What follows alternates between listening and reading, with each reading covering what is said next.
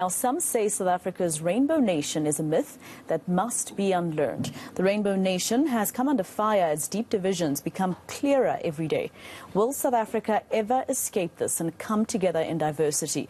Let's engage with political analyst Gogo Aubrey Matshiqi to tell us more about what he thinks. Gogo, thank you very much for your time here on All Angles. Now, firstly, the term born free, has it not lost its power? A lot of young South Africans would say, yes, I was born indeed, but I am not free.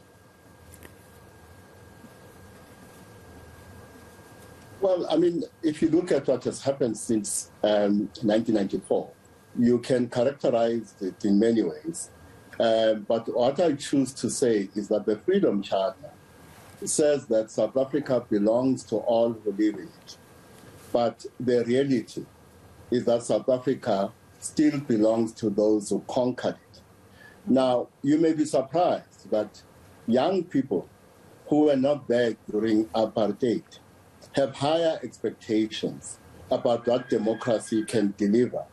And when it comes to the gap between what is promised and what our democracy has actually delivered, especially after the second decade of democracy, young people have reason to be quite disappointed.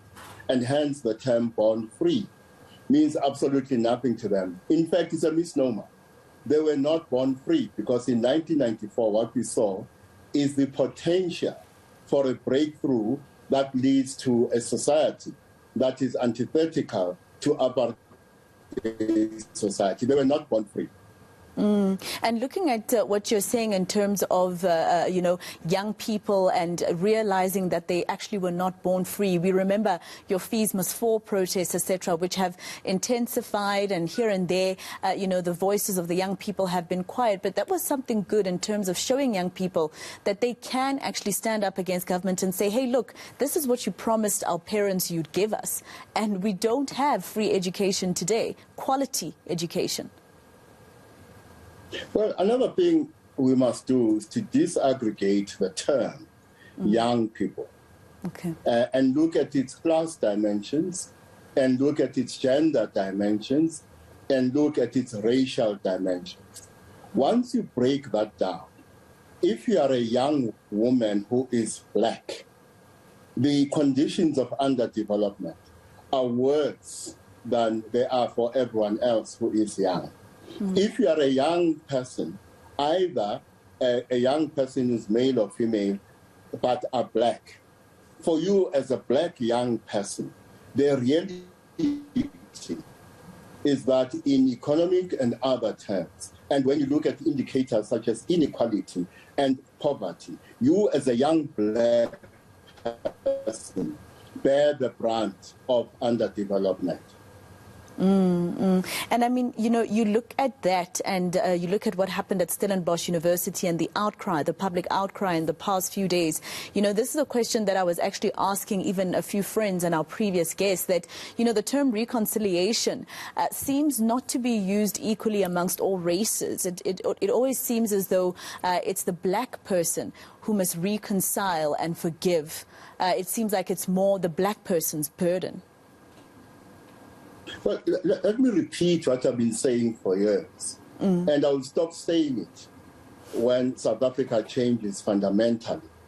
For years, I have been arguing that because of colonialism and apartheid, what is in essence a numerical minority has become a cultural majority whose worldview,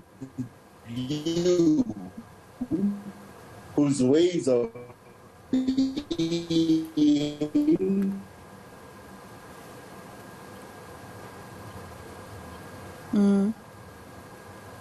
whose ways of seeing, and those who are the numeric ways of seeing, their ways of being and their worldview is not the dominant reality. So you would think that white people, if you look at what is the dominant reality, and the racism Apologies for that, Gogo. You know, the network is quite bad, and I wanted to ask you one more question. I don't know if the team can allow us to just try very quickly.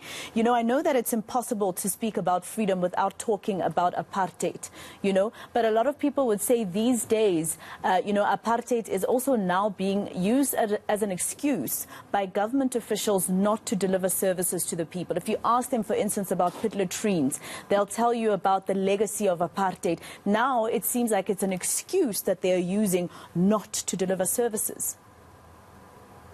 Well, two things have happened.